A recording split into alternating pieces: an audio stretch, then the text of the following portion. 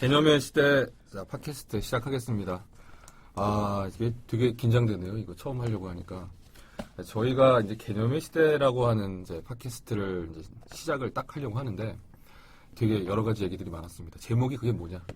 무슨 얘기를 하는지 모르겠다. 그다음에 야, 팟캐스트로 그런 어려운 얘기를 들어야 되느냐? 뭐 이런 말씀들도 되게 이제 많이 했어요. 주변 분들한테 우리가 이걸 시작하겠다. 이렇게 얘기했을 때. 네, 저희가 다루고자 하는 게 인문사회과학의 가장 기본적인 개념들. 그러니까 의도는 좀 이렇죠. 그러니까 너무 많이, 정보가 너무 많이 범람을 하고, 그냥 단기간에 주입되는 정보, 그 다음에 아무런 맥락 없이 뜬금없이 그냥 얘기하는 어떤 그런 부분들. 이런 부분들을 좀 어떻게 우리가 한번 모여서 우리가 이제 재밌게 얘기하는 어떤 그런 부분들처럼 다른 분들도 이런 의미들을 같이 한번 생각해보는 계기를 마련하는 게 어떨까. 이제 이런 생각들을 좀 많이 했거든요. 그래서 이와 관련된 방송들을 꾸준하게 한번 좀 해나가볼 그럴 생각입니다. 자, 제 옆에 이제 네 분이 계시는데 각자 자기 소개를 이제 간단하게 해주시죠. 그리고 얘기를 좀 나눠가죠. 옆에 네. 안녕하세요. 예, 비문가라고 합니다. 전문가가 아니고요. 인문사회 하나도 모르고요.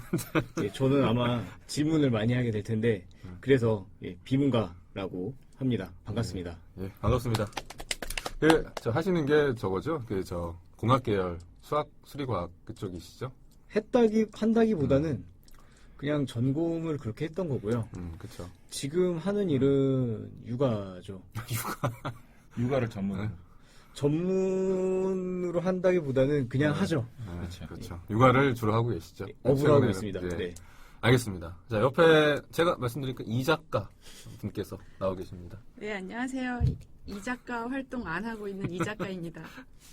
그래도 이 작가라고 이름을 지은 이유는 지금 이 작가 활동은 안 하고 있지만 몇 년 정도 이렇게 이 작가 활동을 했었고 또 앞으로 할 계획이고 그래서 제가 제 삶에서 가장 의미 있는 그래도 호칭이 아닐까 싶어서 이 작가라고 이렇게 인사를 드립니다. 예, 멋있습니다. 이 작가님. 네, 감사합니다. 자, 이제 마지막에 옆에 네. 오늘은 좀 얼굴이 좋으시네요. 저번에 좀 캥하시다가. 몇 번 봤나요? 몇 번 본 건가요? 오늘 처음인데. 처음은 아니죠. 아, 네, 솔직히 말씀드리면 분명이죠. 네, 그렇죠. 예. 준 선생이라고, 준쌤이라고 하고요. 준쌤. 현장에서 그렇게 부릅니다. 네. 그래서 이름 고민을 많이 했는데 뭐 설명할 필요는 없죠. 그냥 그렇죠. 현장에서 그냥 준쌤이라고 불러서 친근하게 그냥 그렇게 얘기를 하면 될 것 같네요. 예, 전 제 소개를 안 했네. 그러고 보니까. 예. 그러네요. 예, 저는 저도 이제 고민을 했는데 그냥 뭐 편하게 친근하게 제가 성이 박이거든요. 그래서 이제 박군 이렇게 불러주시면 될 것 같아요. 자, 그럼 이제 본격적으로 오늘 첫 방송을 시작을 하는데 되게 고민을 했어요. 뭘 주제로 잡아야 되느냐. 그 수많은 얘기 중에 뭘 도입부로 얘기를 해야 이제 관심 있게 이뤄주시는 인문학, 사회과학 이런 부분에 관심 있는 분들이 좀 더 주의를 기울이고 저희하고 같이 한번 좀 얘기를 나눠볼 수 있을까 그걸 고민했는데 그래서 저희가 첫 방에 시작한 게 프로이트입니다. 그러니까 중요한 키워드와 개념어를 그러니까 방 제목에 주요한 이제 개념어들은 이렇게 설정이 돼요. 프로이트, 정신 분석학, 그 다음에 무의식. 그러니까 이런 형태로 저희가 주요 키워드와 개념어를 뽑아서 이런 키워드와 개념어가 어떻게 만들어졌고 이 사람들이 당시 시대에 어떤 고민을 통해서 이런 개념이나 학문이나 이런 이론적 토대를 만드는지 그 부분들을 같이 이제 고민을 해보는 이제 그런 그런 시간을 이제 가지려고 합니다. 예전에 타임즈에서 설문조사를 했대요. 20세기에 가장 큰 영향력을 끼친 사람이 누구냐? 이렇게 물었을 때 첫 번째는 마르크스, 두 번째는 다윈, 세 번째는 프로이트. 이렇게 설문조사 결과가 나왔다고 하더라고요. 그것만 보더라도 굉장히 20세기에 큰 영향을 끼쳤다라고 하는 것은 이제 분명한데 그 의미를 좀 더 심층적으로 좀 알아보자. 이런 취지가 되겠죠. 말하자면. 예. 우리가 그 다음에 마르크스하고 그 다음에 다윈 하는 건가요? 그건 아니죠. 그건 아니고 그냥 쳐봤어요. 재밌자고. 저도 그런 생각을 하는 게 마르크스나 뭐 다윈이나 프로이드가 다 사실은 어떻게 보면 다 근대주의자들이잖아요. 네. 근대적 성격들 다 가지고 있고 한데 특히 프로이드 같은 경우는 20세기뿐만 아니라 21세기에도 사실 프로이트 철학에 대한 내용들을 통해서 포스트 모던에 관련되어 있는 걸로 이렇게 빠져서 새로운 그 사조들을 많이 만들어냈잖아요. 그런 것들이 큰 기여를 했기 때문에 단순하게 근대적인 사주로 끝나는 게 아니라 근대가 탈근대 형태로 가는데 어떻게 되게 기여를 많이 한 점이 있기 때문에 그런 부분에 의해서 좀 그쪽에 대한 연구를 좀 해야 되지 않을까. 그러니까 우리도 좀 그런 부분에서 그러니까 근대가 세계화된 과정을 사실 현대를 보면 현대에 대한 내용에서 좀 변경된 부분들이 있잖아요.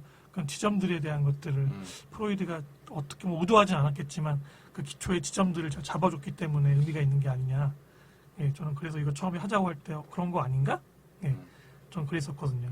예. 비문가님은 어떻게 생각하시나요? 뭐 저는 봤을 때 뭐 마르크스나 다윈은 확실히 유산이 남아 있다라고 생각이 들어요. 보면은 그 마르크스가 주장했던 것들은 좀 변형이 많이 됐지만 여러 나라들이 아직까지 이제 그 사회주의 체제. 예, 사회주의를 하고 있죠.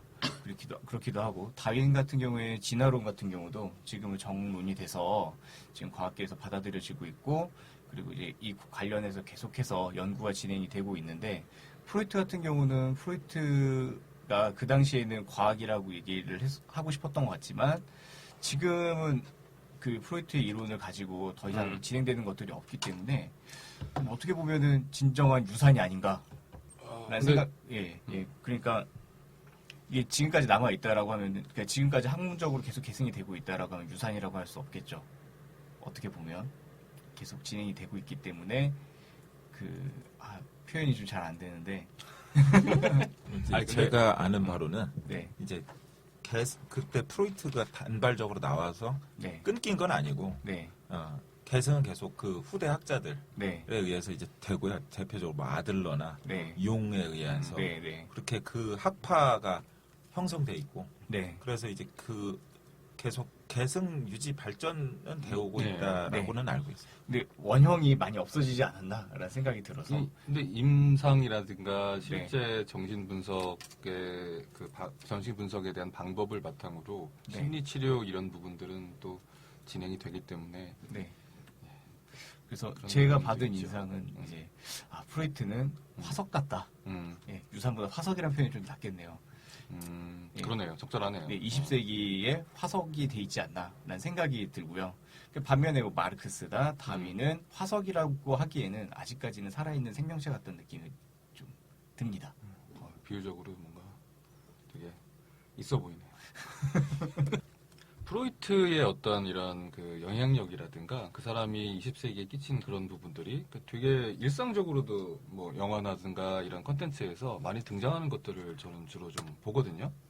아, 저걸 저런 의미로 상징화를 해서 표현을 하는구나. 저런 형태로 의미를 우리한테 보여주려고 이 작가나 아니면 감독이 예술가가 이렇게 얘기를 했구나라는 이제 생각들을 한 게 이제 여러 대중문화 콘텐츠를 보면서 꽤 나오더라고요. 특히 이제 매트릭스를 보셨겠지만 영화 보시면 그 2편에서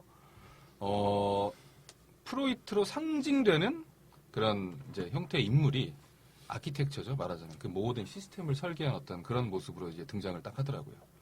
얼굴에 이제 수염을 기르고 그 다음에 커다란 이제 회색 의자에 뭐 이렇게 철의 이미지나 아니면 되게 이제 그 이성을 상징하는 어떤 그런 날카로운 이미지로 펜을 들고 나타나서 네오가 이제 했던 그런 말에 대해서 이제 여러 가지 답을 주는 어떤 그런 형태로 2부에서 이제 등장하는 그런 모습을 이제 자주 보게 되고 그 매트릭스라는 가상 세계를 만든 그래, 설계한 사람 가상 세계를 설계한 기계죠, 기계. 근데 그게 인간의 모습으로 이제 네오한테 딱 나타나는 그런 이미지를 봤을 때도 프로이트의 어떤 이런 세계관이나 프로이트가 사람들한테 끼친 어떤 이런 영향이나 이런 부분으로 형상화돼서 자주 등장한다 이런 생각들을 좀 많이 해보게 되죠. 그다음에 영화 속의 뭐 심리 검사 이런 부분을 보면 돛담배 이렇게 커다란 그 파도 위에 돛담배가 이제 뭐 흘러가는 그런 장면을 보고 얘가 이 심리가 이렇대더라 이렇게 분석하는 그런 장면들. 또 최근에는 박유천 씨가 이제 화제가 돼서 나왔던 그 화장실에서의 모습들 이런 이제 그걸 그리더라고요. 그게 뭔가 아니, 그래서 뭐 갑자기 궁금해졌어요. 그 부분을 잠깐 말씀을 드리면 여기 또 말씀드리네. 예. 아니에요, 전혀. 그냥 기사를 봤어요. 몇 년 전인가 그 어느 프로에 나와서 그림을 그렸대요. 네. 종이컵이나 이제 도화지에다가 박유천이 그냥 이제 자유롭게 그림을 그렸는데 그 그림이 하필 그 화장실 변기 그림이 있고 그리고 굉장히 신화적인 그런 동물들, 반인 반수 같은 그런 동물들도 막 그려놓고. 근데 당시 프로그램에서는 그게 뭐 별로 이제 이슈가 안 됐죠. 그렇죠. 되게 특이하다. 뭐 이제 이런 그런 네, 거였죠. 형태로 그냥 그런데 이렇게 이제 지나갔었던 거죠. 이번에 이렇게 뭐 성폭력 관련돼서 기소는 아직 안 됐죠. 그래서 그런 문제가 불거지니까 이제 그거를 가지고 기사에서 그 심리학자한테 이게 좀 무의식에 대해서 분석을 해달라라고 하니까 이제 거기에 대한 이제 간단한 분석을 했더라고요. 근데 그 분석을 보니까 뭐랄까 그리스 로마 신화적인 그런 배경 지식 이런 것도 좀 담겨 있고 그리고 양병기를 거기 있는 인물이 이렇게 향해서 뭔가 이렇게 욕구를 배설하는 그런 그림들이 있어서 그런 게 이제 무의식적으로 어릴 적 성적 흥분 뭐 그런 해설을 이렇게 하는 그런 기사가 있더라고요. 그러니까 그런 거 이렇게 뭐 프로이트랑 이제 뭐 직접적으로 연관되는지 모르겠고 그 무의식이 그런 식으로 좀 발현됐다 그런 그림을 통해서 뭐 그런 기사였던 것 같아요. 그러니까 이제 그 박유천의 어떤 무의식적인 욕망, 그 다음에 잠재된 욕구 이런 부분들이 그림을 통해서 이제 표출된 거다. 뭐 이렇게 이제 해석을 주로 하는 거죠. 보면. 그러니까 이제 저도 이제 그 그림을 봤는데 이런 사건이 어쩌다가 이렇게 우연으로 된 게 아니다. 이건 잠재되어 있던 그러니까 그거 깔려 있던 예. 생각이 예. 그게 프로이트 얘기네요. 억눌려 있던 이제 그런 부분들이 회귀하는 거죠. 돌아오는 거죠. 의식으로 이제 이게 나오는 거죠. 그림을 통해서. 뭐 그렇게 뭐 해석을 할 수 있는 것 같아요. 그러면 1856년에 태어나서 1939년에 돌아가셨습니다. 그 다음에 20세기에 큰 영향을 끼친 그 무의식과 리비도, 성욕 이런 의미의 저작들이 이제 나오게 되는 그렇게 계기가 꿈의 해석이라고 하는 게 1900년도에 딱 출간이 됐거든요. 되게 상징적인 어떤 그 의미를 담고 있죠. 20세기에 처음으로 이 책이 이제 꿈의 해석이라고 하는 이름을 달고 출간이 딱 된 거죠. 생전에는 이제 크게 인정을 받지는 못했대요. 말하자면 이 당시 사람들이 이걸 이게 쉽게 용납하거나 받아들이거나 이러기가 이게 되게 어려웠던 거죠. 솔직히 이제. 근데 1850년에 이제 징기기관이 처음으로 등장을 하고 이제 그 산업혁명이 이제 아주 그냥 전성기를 누리게 되는 그 시기가 되는 거죠. 또 괴테는 파우스트라고 하는 작품에서 저희가 알다시피 그 한 손에는 안쪽에는 이제 악마, 천사 둘이 이제 나와갖고 서로 막 경쟁하고 뭐 이런 모습인데 파우스트가 상징하는 게 인간 이성에 대한 무한한 신뢰, 진보 이걸 얘기하죠. 이 이제 박사가 악마하고 이제 거래를 하는 거잖아요. 그리고 그 거래를 통해서 자기의 모든 욕망, 성취 이런 것들을 이제 추구해가는 어떤 그런 의미를 담고 있기 때문에 19세기 말부터 20세기까지는 서구 사람들, 서양 사람들, 그 이제 서구 사람들의 생각 자체가 모든 것을 이성을 통해서 해결할 수 있었다. 우리는 무한히 진보하고 발전할 수 있다. 이런 이제 믿음들이 여기 깔려 있었던 시기인데 프로이트가 딱 나와서 야 인간이 무슨 그런 이성적인 존재냐, 무의식과 성욕에 의해서 지배를 받는 이런 존재다라는 얘기를 확 해버리니까 사람들이 되게 이제 충격을 받는 거죠. 이 정도로 아마 정리가 될 것 같은 그런 생각이 들어요. 당시의 시대 상황하고 맥락하고 같이 한번 이 얘기를 따져보게 되면. 네. 그래서 얘기를 조금 더 해보면 시기는 또 이게 이제 왜 성욕이라든가 이런 부분들이 강조가 되냐면 이게 이제 빅토리아 시대하고도 굉장히 이제 긴밀하게 연결이 되거든요. 빅토리아 시대가 영국에서 1830년대부터 1901년 요 시기까지잖아요. 그러니까 영국 경제가 이제 굉장히 활발하게 발전할 때인데 여성에 대한 역할, 그러니까 여성을 사회적으로 바라보는 그런 태도에 대해서 되게 남성에 비해서는 훨씬 더 미치지 못하는 그런 존재 이렇게 이제 보통 많이 취급을 했죠.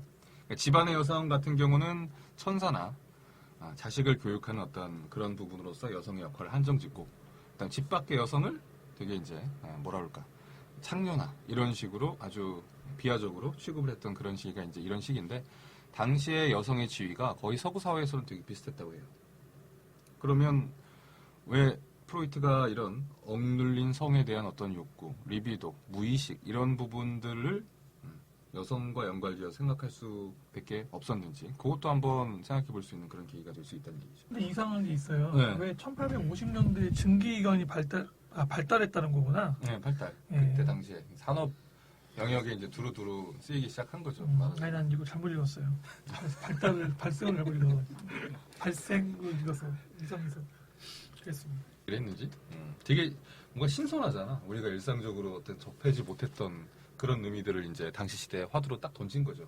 생각해. 인간의 심리 구조로 그러면 이 사람이 봤던 얘기를 한번 들어가 보면 그 무의식이라는 것을 다뤘다는 것 자체가 당시든 지금이든 그게 뭔가 이렇게 딱 객관화되게 입증된 게 아니니까 신선한 것도 있고 또 새로운 영역이고 그러니까 의미도 있고 또 뭐 단순하게 얘기해서 재밌잖아요. 그런 부분에 대해서 얼마든지 해석도 이제 여러 가지 있을 수 있고 리비도를 생존 기본적으로 욕구로 본 것 같아요. 그러니까 생존 욕구인데 생존 욕구 우리가 생존을 하려면 기본적으로 의식주 먹고 살아야 되잖아요. 그 의식주적 쾌락이랑 다른 하나는 번식해야 되잖아요. 그러니까 그게 이제 성적인 거. 그러니까 리비도는 그 정도를 포괄하는 것 같아요. 그러니까 리비도를 성적인 걸로만 하면 조금 좁은 거고 그러니까 넓게 하면 이제 생존 본능. 그 본능이 하나 있고 그 다음에 다른 한 축으로는 타나토스라고 이제 파괴적이고 죽음에 대한 본능. 그래서 그 양축을 같이 간다라고 이제 이 사람은 이제 주장하고 있는 것 같아요. 그래서 이를테면은 이게 서로 따로 떨어진 게 아니라 동전의 앞뒷면 같이 봐서 우리가 사랑을 내가 누군가를 좋아한다. 그래서 저 사람과 이렇게 사랑을 하고 싶다. 그러면은 그거는 일종의 리비도잖아요. 그런데 사랑을 하려면은 욕망이죠. 예? 성적 욕망. 성적 욕망이다, 걸려있죠. 뭐 네. 욕구다. 네. 그런데 그거는 경쟁자가 있을 수 있잖아요. 그러니까 그러면 경쟁자를 특히 뭐 원시 상태 같은 경우에는 물리쳐야 될 거 아니야. 그러니까 리비도만 가지고는 안 된다는 거죠. 타나토스 같은 공격적 본능, 죽음이라는 그 본능은 이제 이 사람은 공격 본능으로 보거든요. 그러니까 저것을 내가 얻기 위해서는 상대방을 물리쳐야 되는 그런 공격 본능. 그러니까 이거는 따로 떨어뜨려서 생각할 수 없는 것. 그래서 그거를 이제 크게 이 사람은 양쪽으로 놓고 이렇게 가더라고요. 네, 리비도는. 그럼 죽음에 대한 그런 어떤 욕망이라고 하는 게 그 자신의 죽음이 아니라 타인의 죽음에 대한 욕망이라는 뜻인가요? 이게 이제 두 가지 리비도가 그 자기 자신에게 향할 때는 이게 자아 쪽으로 리비도고요.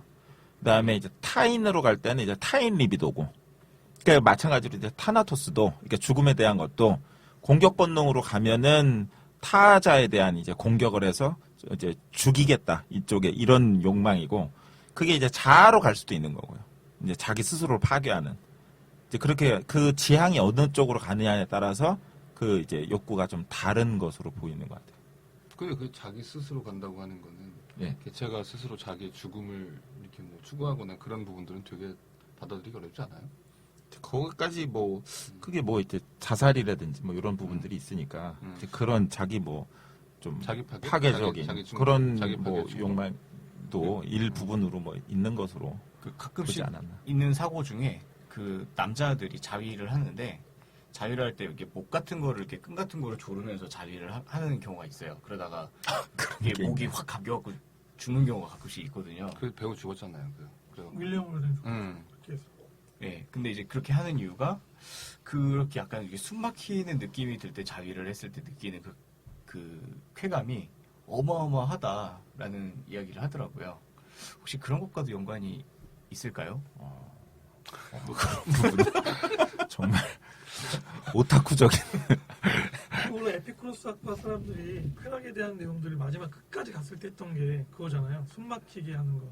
지식 상태에서 느껴지는 몽환적인 분위기가 최상의 쾌락이다. 그 단계까지 가고 나서 그 다음에 돌아오잖아요. 사실 정상적인 형태로. 그 리비도가 인간에 국한된 건가요? 아니면 다른 동물에서도 적용할 수 있는 건가요? 하게 되는데. 제가 이제 해석하기로는 리비도는 동물들한테도 다 동일하게 적용하지 않을까 프로이트는. 근데 이제 동물하고 인간 차이는 에고나 슈퍼에고적인 부분이 이드는 욕망, 단순 본능.